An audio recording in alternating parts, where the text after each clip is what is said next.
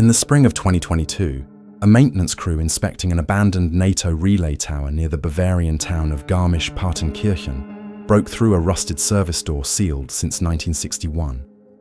Behind it, they found a narrow stairwell descending into a chamber lined with vacuum tubes and the skeletal remains of outdated communication consoles. Dust coated every surface, but on one desk, a single metal canister remained sealed under wax. Its tag read BND Archive 47 Glaslicht. When archivists at the Bundesnachrichtendienst opened it weeks later, the air inside smelled faintly of vinegar and acetone, the scent of decaying microfilm. Within the reels, dozens of frames bore the same notation. Versuchsperson 14b, Lichtphase Dry, Peenemünde, 1945. None of these terms appear in surviving German military documentation. What began as a routine facilities inspection quickly became the center of an international investigation, uncovering evidence of a forgotten wartime project, one that may have rewritten the boundaries of early optical warfare and human experimentation. Its name, Operation Glaslicht. Chapter 1. The Vanished Files of Operation Glaslicht. The Bundesnachrichtendienst archives in Pullach had seen thousands of sealed containers come and go, but none quite like the metal canister from Garmisch-Partenkirchen. The label bore an old classification stamp, Nur für den Dienstgebrauch, and a faint red diagonal marking consistent with pre-1955 BND internal routing. The archivists logged it as case ref DEBND 22074, though its contents would soon exceed any standard archival protocol. Inside were 428 reels of cellulose acetate microfilm, some fused by age, many already crumbling from vinegar syndrome. A small fraction could be restored by digital scanning, revealing the ghostly outlines of technical drawings, personnel rosters, and chemical inventory lists. But the most alarming document was the first legible page, a memorandum dated 12th March 1945 and signed Dr. Konrad Hecker, Oberingenieur, Forschungsstelle Peenemünde Ost. The heading read simply, Projekt Glaslicht, optische Manipulation und menschliche Wahrnehmung. Hecker was a name that had surfaced before, briefly mentioned in post-war interrogation transcripts of captured V2 scientists, a minor figure attached to aeronautical testing. Yet in these reels, his name appeared hundreds of times, tied to something described only as Lichtphase-Versuche, or light phase experiments. The pages referenced controlled light exposure, optical interference fields, and physiological reactions of human subjects described in chillingly clinical language. What stood out most were the annotations, angular handwriting in English ink, suggesting post-war translation or analysis. Several notes carried British and American notations such as Referend Camp King, Paperclip Candidate 47, and Do Not Circulate to BIOS. Historians recognized the implications immediately. This was not simply a Nazi research program, but evidence of Allied intelligence assimilation of the data during the chaotic months after Germany's surrender. The location of Peenemünde Ost, once home to the Third Reich's missile development complex, had been bombed extensively in 1943. By 1945, most facilities were rubble, yet these files indicated a secondary structure, designated Bunker 7 Lichtfeld, constructed off the Baltic coast under camouflage netting. Coordinates listed as 54°08 N, 13°46 E pointed to a now-eroded shoreline near Karlshagen, long thought to contain only test-range remnants. The records described the bunker as a photonic test chamber capable of generating controlled optical saturation fields. Though the terminology sounded abstract, cross-reference with translated intelligence reports from 1947 hinted at something more tangible. A prototype blinding device tested on live subjects under extreme light frequencies. One phrase repeated across multiple reels read, exposure threshold, 3.4 seconds, complete disorientation, termination after 8. The restoration lab in Munich worked through the reels for months. Each microfilm fragment was photographed, enhanced, and cross-indexed against known wartime archives. Patterns emerged, shipment logs from IG Farben, contracts issued to Auer Gesellschaft for specialized mercury lamps, and requisitions for medical supplies marked SS Sanitätsdienststelle Oranienburg. The chain of procurement suggested coordination between the Luftwaffe Medical Corps and private industrial partners, most of whom disappeared after 1945 through denazification loopholes. In one frame, the term Abteilung 12b appeared beside Sonderauftrag Himmler, implying high-level oversight. Yet by 1950, all mention of Glaslicht vanished from West German records, replaced by a single archival note. Project deemed non-viable. Materials destroyed. When investigative journalist Lena Voss gained access to the digitized collection in late 2022, she noticed irregularities in the metadata. Some documents had been digitally altered before release. Entire names replaced with black fields, timestamps missing, and PDF headers showing US Department of Defense software signatures. Tracing the file's digital path revealed they had been scanned not in Germany, but at Ramstein Air Base under Joint Intelligence Review. Voss filed multiple FOIA requests through the US National Archives, each returned as no responsive records. Then, one night in December, she received an unmarked USB drive via courier. Inside were 12 additional microfilm scans never seen in the BND database. They contained correspondence between Major Robert E. Caldwell, USAAF Liaison Peenemünde Section, and Dr. Hecker, dated May 1945, weeks after Germany's formal surrender. Caldwell's letters thanked Hecker for his dedication to the optical disorientation trials and referenced a pending transfer to facility K-12 under Allied jurisdiction. Historical, military transport logs confirmed that a small group of German scientists, including Hecker, were indeed relocated to the US in late 1945 under the auspices of Operation Paperclip. Yet Caldwell himself disappeared from all subsequent service rosters. His personnel file, retrieved from the US Air Force Historical Research Agency, terminates abruptly on June 4, 1946 with the line, "Status, non-operational." No explanation, no death certificate, no reassignment. The deeper Voss dug, the stranger the bureaucratic pattern became. Every trace of Project Glaslicht within Western archives appeared to have been overwritten during a classified record consolidation in 1963.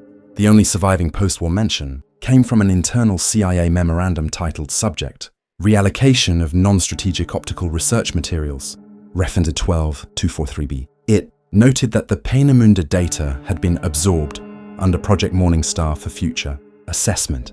What Morningstar entailed remains unknown.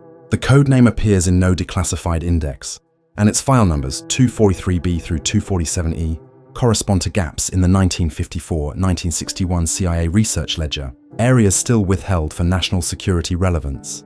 On-site investigation of the Peenemünde coastline in 2023 revealed eroded foundations matching the Glaslicht diagrams. Drone imaging detected rectangular impressions beneath layers of silt, suggesting buried reinforced structures. Local fishermen had long reported magnetic anomalies near the shoreline, and radiation surveys from 1960 already noted unexplained traces of mercury vapor in the sediment, consistent with the lamp apparatus described in the documents. Excavation permits, however, were repeatedly delayed by the Bundesamt für Strahlenschutz, citing environmental hazard.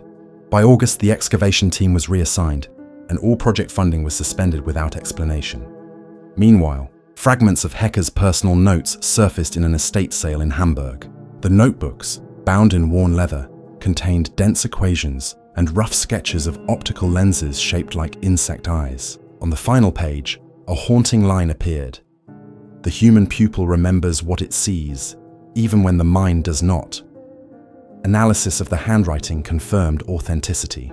A marginal annotation in English, apparently added later, read, tested, 1952, Holomen AFB. The revelation implied that Glaslicht, or at least its principles, continued long after the war under new custodianship. Archived USAF technical reports from Holloman Air Force Base mention intensive light exposure calibration in human trials related to pilot orientation studies. None of those documents describe the source data. The parallels to Hecker's research are unmistakable. As the investigation widened, Voss was contacted by a retired intelligence analyst who claimed to have worked on photonic pattern retention research in the late 1960s. His name was redacted in all communications, but he insisted that Glaslicht was never about weapons. It was about perception, about seeing through the limits of the human eye. When pressed, he refused further comment. Days later, Voss's email access to the BND server was revoked, her press credentials suspended pending an internal review. The official reason cited unauthorized handling of restricted digital materials. Publicly, the German government has made no statement. The US Department of Defense responded only with a single line: "We have no information pertaining to any program by that name." But within archivist circles, the term Glaslicht has become synonymous with the darker side of post-war science. Research buried beneath layers of classification, data traded between former enemies, and human experiments justified under the rhetoric of progress.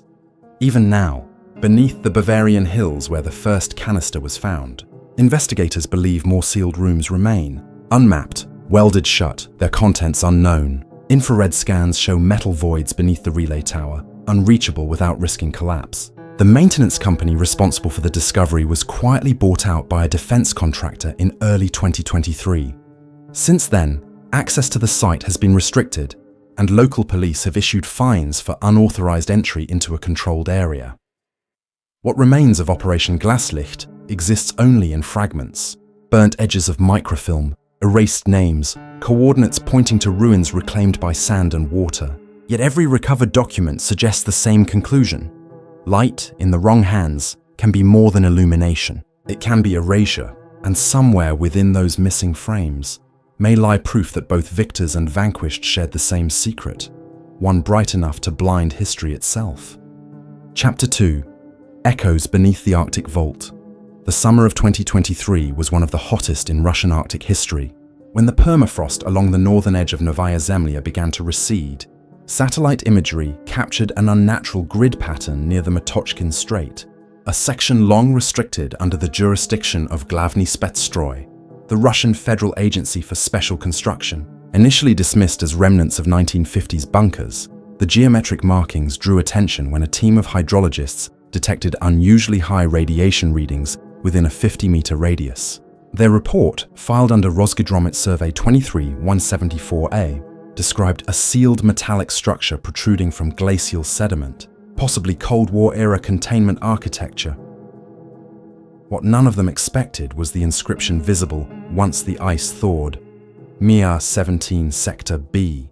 The lettering was faint, but the symbol beside it, a fusion of the hammer and sickle with an atomic orbit, had not been used since 1953. The Russian government authorized an initial inspection by the Arctic Research Center in Arkhangelsk. On June 18th, a four-person team led by geophysicist Dr. Lydia Korovin descended through a corroded hatch using portable rebreathers and low-light cameras. The tunnel extended nearly 30 meters into frozen earth, ending in a reinforced chamber lined with corroded lead plates. Within, stacked under a tarpaulin marked for return to ministry only, were 27 steel crates, all sealed with wax emblems of the First Chief Directorate, the arm of the Soviet secret police that managed atomic energy development during the Cold War. One crate had cracked under pressure, revealing inside several canisters of undeveloped 35mm film and a leather ledger stamped Proect Mir 17, 1953 Dri. The ledger's cover was blackened by time, but its contents, when carefully separated, revealed test results referencing Phase K3 atmospheric yield and containment trials, joint observation. The phrase joint observation alarmed the historians called in to assess the find. The handwriting alternated between Russian and English, suggesting participation by non-Soviet observers. Among the English entries, a name appeared 3 times: Lieutenant Colonel D.W. Harland, U.S. Signal Corps Liaison. No such officer existed in U.S. Army records, but a 1954 CIA memorandum recovered from the CRESS database mentioned temporary scientific exchange under Project Silent Shore, believed to have been an early nuclear monitoring initiative. Korovin's team cross-referenced isotope data from the ledger with modern readings from the site. The results did not match any known Soviet or US test yields. Instead, the data indicated localized subcritical detonations, experiments intended to measure radiation containment under extreme Arctic pressure. After news of the discovery leaked to Western media outlets, access to the site was immediately revoked. The official reason cited environmental instability, but leaked internal documents obtained by Novaya Gazeta revealed a deeper motive: elevated levels of xenon-133 and iodine-131, isotopes consistent with fissile material exposure. These isotopes should not have persisted in such concentration after 70 years, unless containment had failed recently. Moscow quietly dispatched a Rosatom hazard control unit, which removed the remaining crates under full biohazard protocol. All samples and films were transferred to a closed facility near Yekaterinburg, Facility 42B, part of the Federal Nuclear Center at Snezhinsk. Weeks later, the Norwegian Radiation Protection Authority recorded a spike in airborne isotopes drifting westward across the Barents Sea. The timing coincided precisely with the removal operation. The Russian Ministry of Emergency Situations denied any leakage, yet commercial satellite images showed decontamination teams operating in full radiological suits at the MIR-17 site.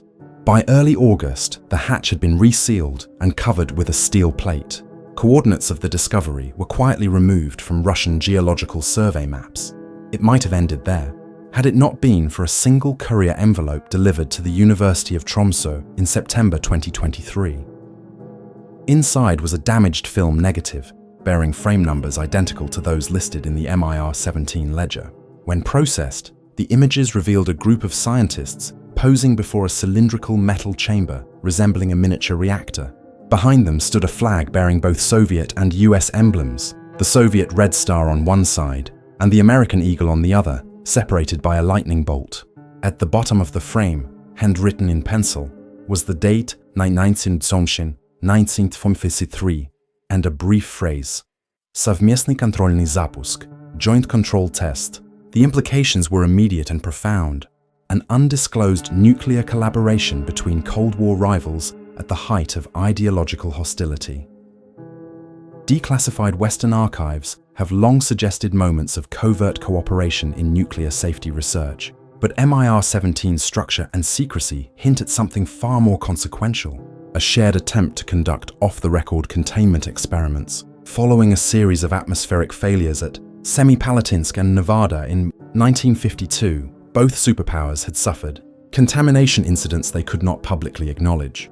The ledger's entries referred to containment, breach protocols, and Arctic stabilization, vaults, suggesting an international effort to bury experimental reactors beneath permafrost, to minimize fallout exposure. Such actions would have violated every treaty then in existence, though most of those treaties were not yet signed.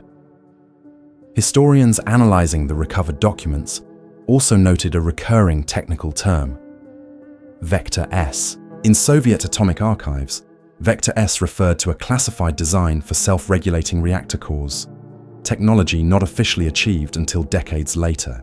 The MIR-17 records included schematics labeled US Contribution, Optical Modulator Array Harland Group. Optical modulation was not known to be used in reactor monitoring at the time, implying that the Americans had supplied experimental sensor systems. When forensic imaging specialists enhanced the photograph, faint outlines of the equipment confirmed the use of technology similar to classified US photonic sensors developed under Project Suntrace in 1951. Somehow, that technology had found its way into a Soviet facility in the high Arctic. In January 2024, a small team from the International Atomic Energy Agency requested access to Novaya Zemlya under environmental pretext. Their application was denied. Satellite imagery in February showed that the entire region had been bulldozed flat. What remained was a frozen plateau with no visible openings, except for one dark patch that continued to register heat signatures even during midwinter. When a private drone briefly breached the no-fly zone, its camera captured an unmistakable glow emanating from the ground, a pulsing orange flicker that cycled every few seconds, like the rhythm of an internal mechanism still operating deep below the ice internal. Analysis by IAEA scientists theorized that MIR-17 might have housed a prototype reactor designed to sustain autonomous subcritical fission through photonic feedback loops, a self-sustaining, low-yield generator meant to study the boundaries of nuclear persistence. If so, the lingering radiation spike could indicate that the system had never truly been shut down. The Arctic's permafrost, long considered an impenetrable barrier, may have served as a natural containment chamber, trapping the residual reactions beneath layers of ice. Now, as global warming melts that barrier, whatever remained dormant for 70 years may be awakening. The Russian Federal Security Service has since classified the MIR-17 discovery as a matter of national defense. All known samples have disappeared into closed repositories. Dr. Korovin has not spoken publicly since. Returning from the site, colleagues claim she was reassigned to administrative duties. Her last known email to a Swedish physicist friend contained one haunting line. They said it was meant to last forever. In late 2024, independent researcher Jacob Venn, using Freedom of Information Act channels in the United States, uncovered a brief memorandum from 1954 addressed to the Atomic Energy Commission. Its subject line read simply, Observation Report, Maya 17. The body text consisted of one sentence. Containment integrity achieved under test parameters. Cooperative oversight concluded. Recommend permanent burial. Beneath it, two signatures, one illegible, the other typed. Multiple D.W. Harland. If authentic, the document confirms American participation in the Arctic tests. No public agency acknowledges MIR 17 today. Maps label its coordinates as part of a restricted meteorological zone. Yet, the discovery reshaped how historians view the early Cold War. Behind the facade of rivalry, there may have been a brief, desperate alliance. Scientists from two nations sworn as enemies working together to contain the one force they both feared, the weapon they had unleashed. Now thawing ice and time itself are erasing the barrier they built to forget it. And beneath that ice, the vault continues to hum. Chapter 3. The Geneva Storage Incident. In late 2021, a quiet administrative audit within the Geneva Red Cross Logistics Warehouse Complex on Route de Meyrin uncovered something that should not have existed. During a cross-check of inventory tags dating back to post-war aid shipments, warehouse technician Philippe Lenoir noted a set of wooden crates marked with anachronistic serial codes, US Army quartermaster stamps beside the Red Cross emblem, followed by a faded black stencil reading property of US Army Medical Corps. 1945, Lenoir filed a discrepancy report to the Swiss Federal Archives, which dispatched two archivists and a security liaison to inspect the find. What they opened would unravel one of the most disturbing rediscoveries of the decade. Medical and film materials belonging to Operation Stamen, a covert Allied effort to appropriate Nazi biological research in the chaotic months following Germany's surrender. The crates contained dozens of sealed glass vials, metallic cylinders of early magnetic tape, and brittle cellulose reels labeled Forschungsgruppe Alpenbasis, 1944-46. Inside one crate was a Red Cross logbook dated August 1946, bearing the handwritten note, "Shipment delayed. Hold for consular clearance, Basel checkpoint." Curiously, there was no corresponding customs record in Swiss archives. When the vials were transferred to the University of Bern for analysis, the chemical labeling revealed compounds consistent with early nerve agents, tabun and sarin derivatives, stabilized in glycerin.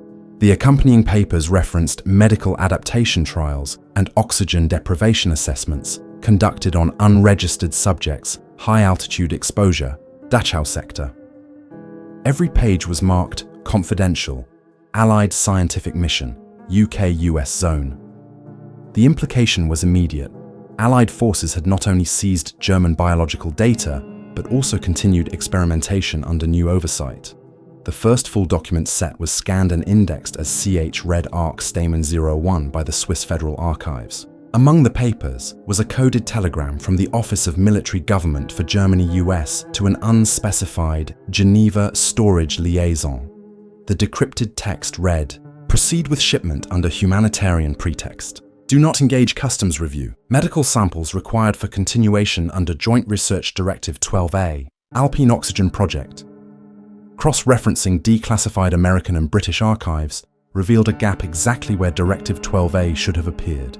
That missing designation sits between two known projects, BIOS 211, Aeromedical Research on Atmospheric Endurance, and BIOS 213, Cold Adaptation Studies. Whatever 12A had been, it had been surgically erased from public record. Lenoir's discovery attracted international attention when investigative reporter Sandrine Keller obtained photographs of the recovered canisters. One film reel bore the embossed title Test Subject 07, Peenemünde Transfer. When digitized, the footage showed a man strapped into a pressure chamber as white-coated technicians manipulated oxygen dials. The technicians' uniforms bore no German insignia instead. A triangular shoulder patch read, Allied Expeditionary Research Unit. A voice on the film, speaking accented English, instructed, begin stage 3 exposure. At timestamp 0417, the subject convulsed violently before the camera was abruptly shut off. The film ended there. The footage triggered inquiries across multiple governments. Both US and UK defense ministries denied any connection to Operation Stamen. The International Committee of the Red Cross launched its own internal review, but found no records of collaboration. Yet, an internal ICRC memo dated 12 October 1946, reference ICRC Health 4617B, described temporary custody of medical consignments at request of Allied authorities for humanitarian transfer. That single memo, once innocuous, now reads like a veiled authorization for covert biological material storage under Red Cross neutrality protection. As the investigation widened, historians uncovered references to Stamen in a 1948 British War Office ledger from Porton Down. The entry, labelled File 4237A, Continuation of German Studies, High-Altitude Hypoxia, noted that biological data had been centralized via Geneva holding facility, pending moral evaluation. The phrase moral evaluation appears nowhere else in post-war archives, suggesting a deliberate euphemism for experiments too controversial to continue openly. When the Porton Down archivist, Dr. Ian Rowlands, was asked about it, he remarked, "We always assumed Geneva was a dead drop for deniable materials. Neutral ground, neutral responsibility." Throughout early 2022, Swiss authorities attempted to preserve and catalogue the materials, but within months, digital access to CH-Red Arc Stamen was restricted. According to internal correspondence leaked by a whistleblower, the order came directly from the Federal Department of Foreign Affairs after consultations with NATO representatives. The stated reason: potentially destabilizing historical implications. The Red Cross quietly sealed its warehouse and denied further access to researchers. Lenoir, the technician who made the original discovery, left his post and has not been located since March 2023. His family reported receiving calls from unidentified numbers warning them to stop asking questions about Basel crates. Meanwhile, forensic toxicologists in Bern managed to analyze residue from 2 of the vials before their seizure. The chemical composition matched an intermediate compound known as DF glycol base, an early-stage precursor to sarin gas. Its signature indicated it had been synthesized after 1946, suggesting that at least some of the samples were not remnants of Nazi stockpiles, but products of post-war continuation. That timeline aligns disturbingly with Allied occupation control, implying that nerve agent research extended beyond the war, possibly under a multinational framework. An anonymous document shared with Keller later that year contained scanned excerpts of Allied Field Report, AMG GER 12A Appendix D. Though incomplete, it referenced a continuing, cooperative exchange of atmospheric physiology, data between ex-German researchers and Allied medical. Course under location code ALP7, scholars traced ALP7 to a decommissioned tunnel complex beneath Innsbruck, Austria, formerly part of the Wehrmacht's Alpine logistics network. Satellite thermal imaging confirmed sealed structures still emitting low heat signatures, likely due to residual chemical degradation. Austrian authorities denied any active site under that designation. The discovery's moral weight became unbearable when, in late 2023, the digitization team uncovered film labeled Geneva Series, Medical Repatriation. The footage, grainy and silent, showed technicians transferring vials into crates stamped with Red Cross seals. The crates were identical to those found in 2021. On the back wall of the film set hung a sign in English: "Property of Combined Allied Medical Division, do not photograph." The implication was that these shipments were knowingly disguised as humanitarian aid, possibly to evade the scrutiny of early Geneva Convention protocols then being formalized. Keller's exposé, published briefly online in early 2024 under the title "The Crates Beneath the Cross," was taken down within 24 hours. The hosting domain was suspended for national security violations. Archived copies circulated among historians and human rights advocates, sparking outrage. Yet official acknowledgement remains absent. Requests for comment from the US Department of Defense and the UK Ministry of Defense received identical replies. No records responsive to your inquiry. Today, the warehouse en route de Meyrin stands empty, its concrete floor etched with faint crate outlines. Security cameras have been installed, and unauthorized entry is punishable by federal law. Inside the sealed archives of the Swiss Confederation lies File Stamen Red Archive 2021, permanently classified under humanitarian sensitivities. Only a brief summary remains visible to the public. Miscellaneous post-war storage items, destroyed under supervision, 2022. But not everything was destroyed. 2 of the original reels remain missing, their last known digital fingerprints traced to a Red Cross server in Nairobi, used for disaster response data. Cyber forensics teams found traces of video fragments hidden within image headers uploaded from that server in 2022. Frame analysis suggests continuity with the Geneva footage.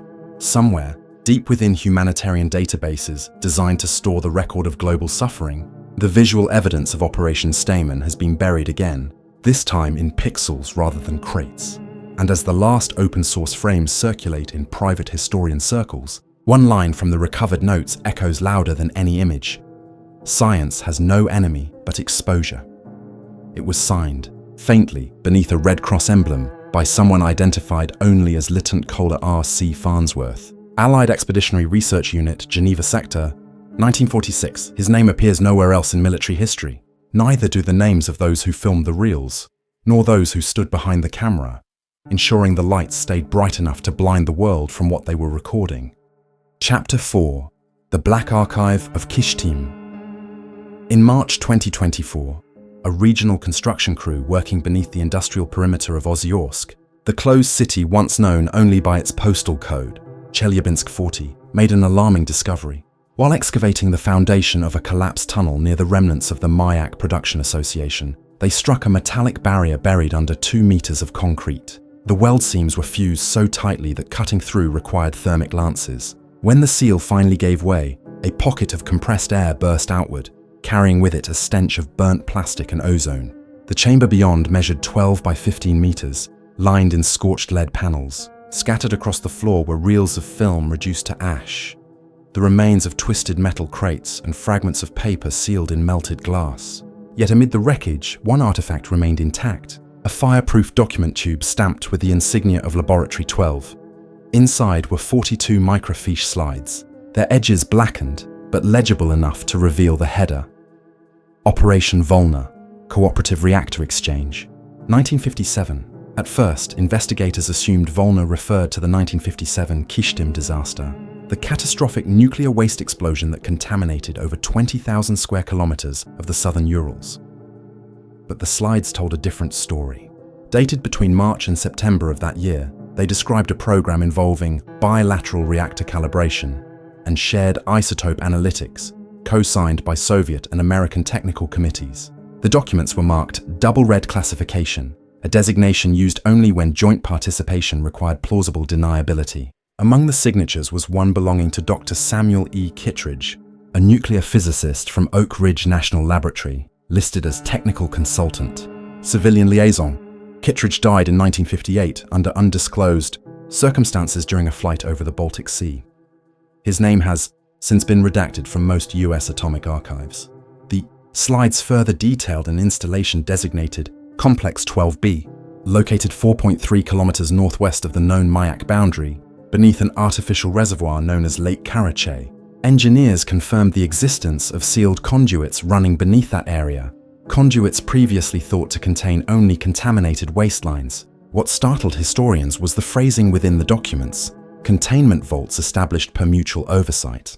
Tests concluded 29.7, 1957, all materials destroyed by directive. But the final frame of the microfiche contradicted that. It contained a photographic negative of a reactor core surrounded by cylindrical instruments bearing English lettering, US Atomic Energy Commission property. If genuine, it meant that during one of the most secretive phases of the Cold War, American technology had been present within a Soviet nuclear facility. In April, forensic analysis of the site began under supervision of Russia's Federal Environmental Service. The radiation levels were extreme, exceeding 7 Röntgens per hour at entry. The melted film reels likely dated to the 1960s, their emulsion fused by heat. But deeper within the chamber, an anomaly emerged. An inner vault door, welded shut and coated in layers of lead paint. Laser mapping revealed faint Cyrillic characters beneath the corrosion: Volna, Sexia 3, Volna, Section 3.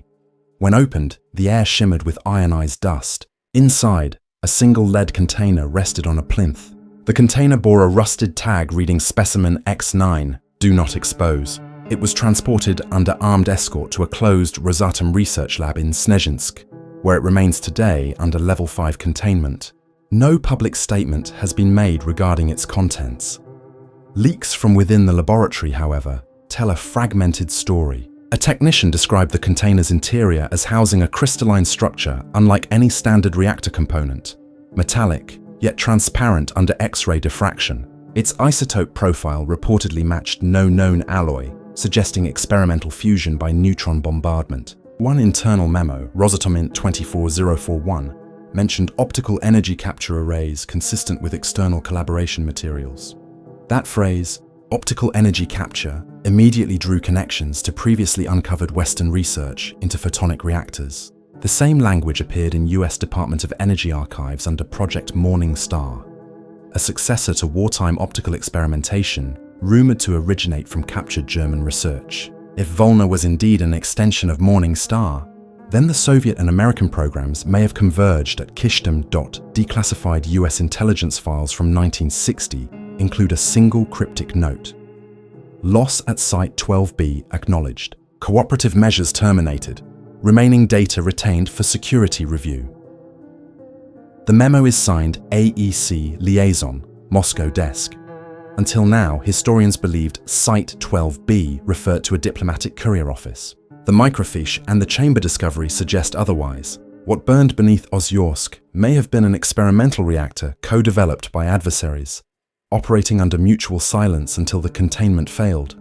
That failure, the explosion of September 1957, may not have been an accident at all, but a deliberate destruction order following exposure of the collaboration.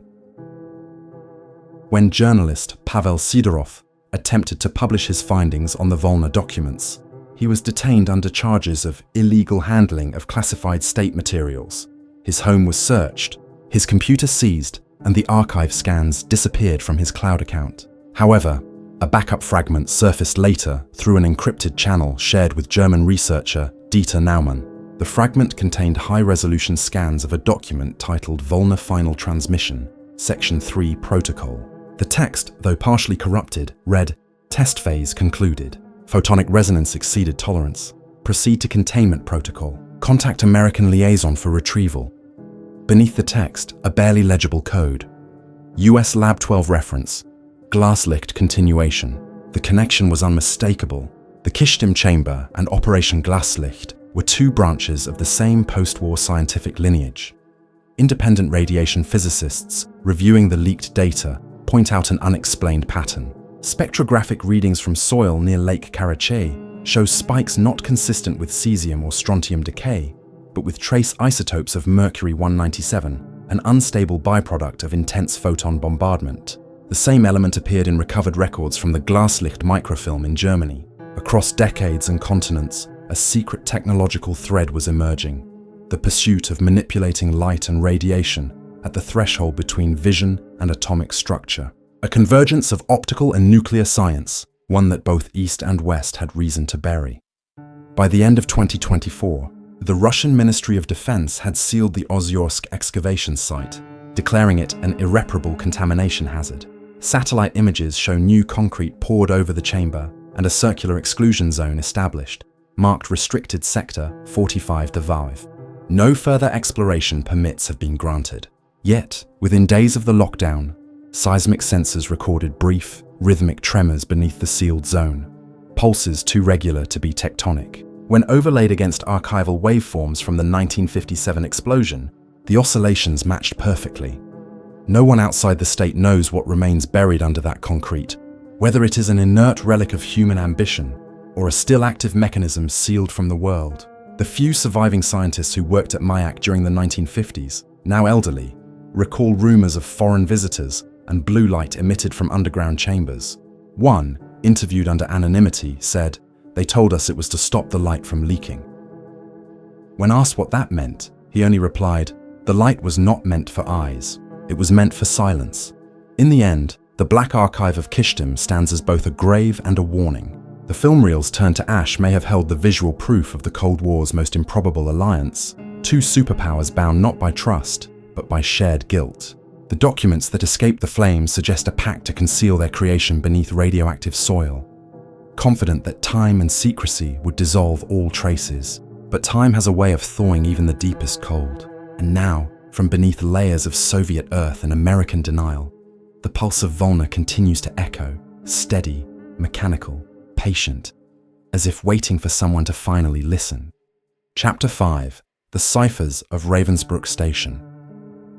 In the winter of 2024, a small team of Polish historians analyzing decrypted wartime British intercepts stumbled upon a sequence of radio transmissions originating from a location thought long erased. Ravensbrück Station, approximately 90 kilometers north of Berlin.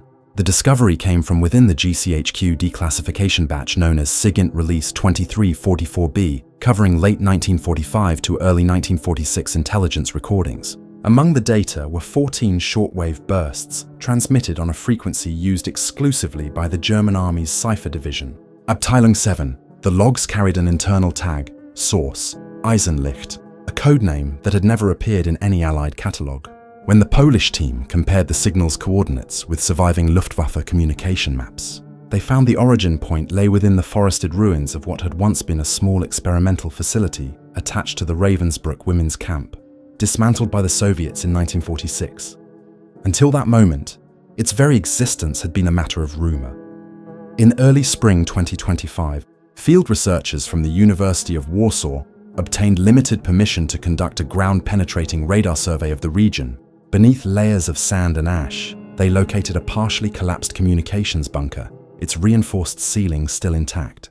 Inside were remnants of early radio consoles, spools of copper wire, and fragments of paper fused together by humidity. One wall bore faded German lettering, Eisenlicht Versuchsanlage, Eisenlicht Experimental Station.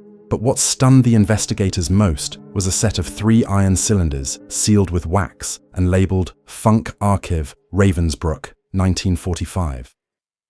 When the cylinders were opened in a controlled environment, they contained rolls of carbon paper covered in handwritten cipher groups. A pattern soon emerged. Repeated numeric sequences followed by the initials VP. The handwriting was unusually neat, but inconsistent with standard military notation. Cryptographers noted the repetitions mimicked early neural coding patterns, sequences designed not for mechanical encryption, but for cognitive recall. Each roll ended with the same phrase, Directive Eisenlicht. Phase 3. Prepare transmission through host. The language disturbed the analysts. Through host could imply a human intermediary, possibly linked to experiments in cognitive signaling, rumoured to have occurred at Ravensbrück's medical annex. Cross-reference prisoner lists from 1945 included 12 women identified as communication volunteers. Their names vanished from Soviet records after April that year. Soviet archive entry NKVD file 3471R describes unrecoverable assets seized at site Ravensbrück radio outpost, adding only specimens unfit for relocation. Whatever Eisenlicht had been, it seemed to blur the line between communication technology and human experimentation. By mid-2025, further excavation revealed fragments of early electroencephalograph equipment, EEG machines predating any known German models by nearly a decade. The components were manufactured by Siemens under a contract number previously associated with Luftwaffe sensory research. Among the wreckage was a rusted film canister labelled Testray L. Its footage, partially restored by the Polish National Film Archive, depicted a dimly lit room where women sat before oscillating lamps, wires affixed to their scalps. At frame 02.11, the camera panned to a wall of spinning tape recorders connected to a central relay marked Codec E4. When audio specialists restored the magnetic track, they found pulses of sound corresponding exactly to the frequency patterns of the 1945 radio bursts. It was as if the women themselves were transmitting. A declassified MI6 intercept log dated May 1945 corroborates this. The log, reference Britcom G2521, notes unidentified transmissions on frequency 16.47 MHz, modulated by biological pattern source, origin Ravensbrück. The entry was later crossed out with the phrase duplicate entry disregard. Until now, no one understood what biological pattern source meant. The recovered evidence suggests the term was literal. The transmissions might have been generated using live neural signals converted into electromagnetic code. If true, it would represent an unprecedented fusion of biology and cryptography decades ahead of its time. The discovery sparked immediate interest from intelligence historians. In June 2025, a joint team from Poland's Institute of National Remembrance and Germany's Federal Archives initiated a controlled excavation. Beneath the communications chamber lay a smaller vault, its door sealed with concrete. Laser scanning revealed a single inscription, "R Station Host Chamber." When breached, the chamber contained 6 metal cots arranged in a semicircle, each with remnants of leather restraints. At the center stood a rusted steel frame holding a device that resembled an oversized helmet, lined with copper filaments and covered in soot. On its surface, the word Lichtträger, light carrier, had been etched by hand. The instrument emitted no radiation, but was magnetically active, producing faint oscillations identical to those detected in the 1945 signals. Researchers theorized that the apparatus was designed to record or amplify electrical impulses from the human brain, converting them into broadcast frequencies, a primitive form of neural transmission. Yet the most chilling discovery came not from the bunker, but from a British archive thousands of miles away. While reviewing intelligence transfers under the 1952 NATO Information Sharing Program, an analyst found a classified index entry. Eisenlicht, terminated per directive. Glaslicht, data reassigned to US sector. The phrase linked Eisenlicht directly to the post-war optical experiments uncovered in Germany, suggesting Ravensbrück Station had served as the prototype for a wider Allied continuation effort. The transfer record was signed by Major R.E. Caldwell, USAF Liaison, Peenemünde Section, the same name found in the Glaslicht correspondence nearly 80 years earlier.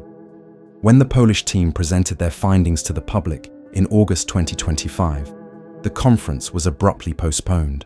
Within 48 hours, their excavation permit was revoked and the site reclassified under the jurisdiction of Germany's Federal Ministry of Defense. Access is now controlled by armed guards. The official explanation cites unexploded ordnance risk. However, leaked correspondence from the ministry to NATO, Command Brussels references recovered artifacts with potential dual-use communication relevance. In plain terms, something in that bunker still works. Since the closure, locals have reported intermittent bursts of static across shortwave radios tuned between 1645 and 1650 MHz, the same frequency range used by the 1945 transmissions. The bursts occur precisely at 03:17 AM Central European Time. When recorded and analyzed, the static reveals repeating intervals forming binary-like sequences that correspond to the old Eisenlicht cipher patterns. The signals are faint, fragmented, yet undeniably structured, as if some remnant system beneath the forest is still attempting to send. A joint NATO-Bundeswehr technical team dispatched in September claimed to find no source, though residents say the interference intensified immediately after their visit. Archival specialists reviewing recovered Eisenlicht papers discovered one final anomaly. The last page of the carbon cipher sheets contained a handwritten notation in English, apparently added after the war. Phase 4. American custody confirmed. Continue transmission until retrieval order. It bore the initials REC Caldwell again. This suggests the transmissions did not end in 1945, but were reactivated decades later, possibly in 1983, when NATO radar stations near Berlin recorded unexplained signal interference, later blamed on ionospheric anomalies. A single entry in the now restricted MI6 electronic intelligence log for that year reads, "Source signal pattern identified, consistent with Ravensbrück profile. Recommendation: classify under legacy Cold War noise." Today, the ruins of Ravensbrück Station remain off limits, fenced and watched by silent guards.